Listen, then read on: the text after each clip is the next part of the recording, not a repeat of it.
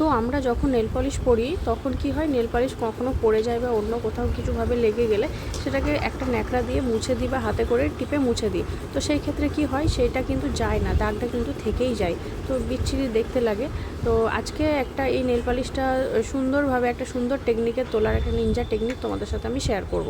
তো কি করতে হবে, এরকম যদি নেল পলিশ তোমাদের পড়ে যায় তো একটুখানি নুন নেবে, মানে 1 চামচ মতন।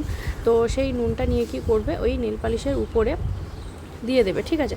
তো দেখো আমি কিভাবে দিয়ে দিলাম। তো দিয়ে দেওয়ার পর হাতে হালকা হালকা করে ঘষে নেবে, তো তাহলেই দেখবে উঠে যাবে। তো আমি দেখো তোমাদের চোখের সামনেই কিভাবে এই নুনটা দিয়ে এই নেল পালিশটাকে আমি তুলছি, একটু ভালো করে দেখো কি সুন্দর উঠে যাচ্ছে, দেখো কোনো দাগই রইলো না।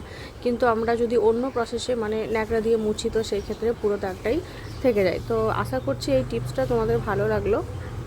যদি ভালো লেগে থাকে অবশ্যই আমাকে জানাবে, আমি তোমাদের কমেন্ট দেখলে আমি আরও উৎসাহ পাবো কাজ করার।